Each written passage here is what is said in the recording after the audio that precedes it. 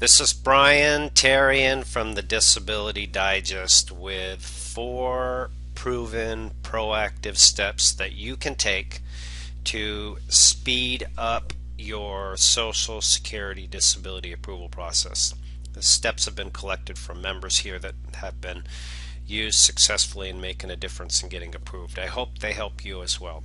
So I have this first slide up here because the disability approval process is generally approached by people in a reactive format. They submit their application and they wait.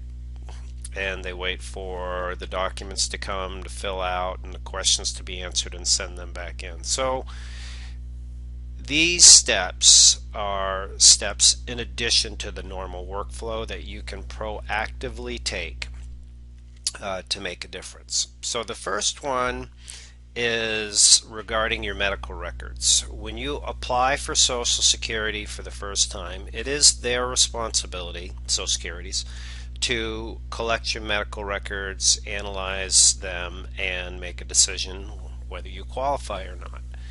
So the process of collecting the medical records and getting them in is time consuming and can cause delays.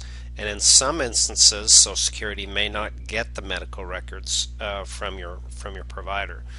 So a proactive step is to collect your medical records from your providers, from all your treating sources. And if you want to take those, collect those medical records for at least the prior 12 months and go back even a little further if you feel it's appropriate. And if you're working with a Social Security disability attorney or non-attorney representative, consult them.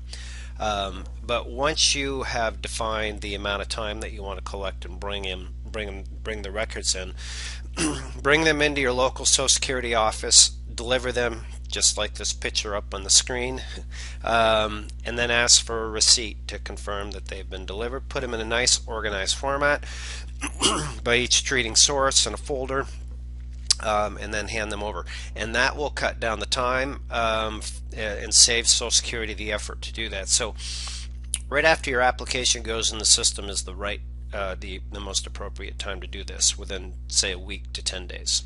So that's the first proactive step that you can take. The second is to prove that you have limitations that are having an effect on your normal day-to-day life, and one is driving.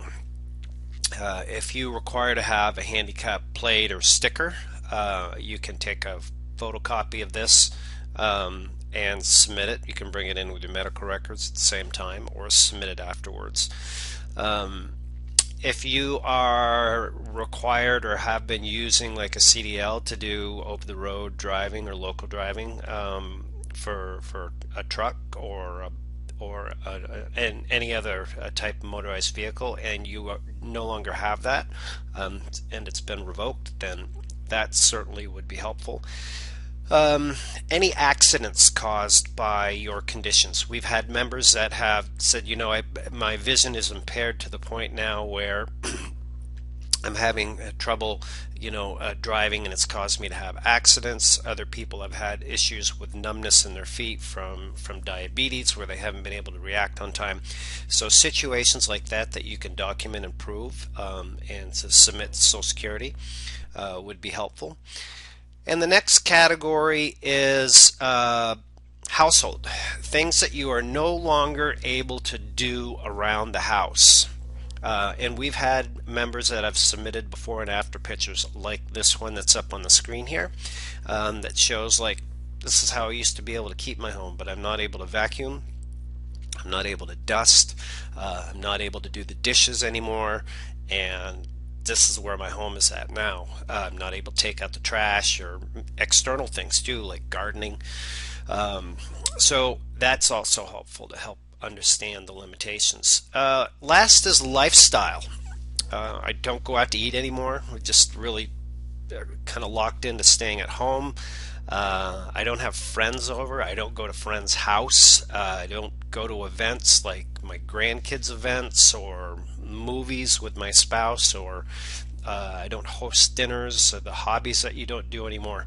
Things that you can document like that. And some of these are going to be asked on one of the forms that you receive from Social Security, but if you can put these in a nice organized format, typed up, and then submit them. If you've already submitted your medical records and you're not going to your local Social Security office, after you apply, you typically get a barcode where you can submit information with that via fax, and that's a great way to do it as well. So these are 4 proven tips that can help you speed up your Social Security disability approval process.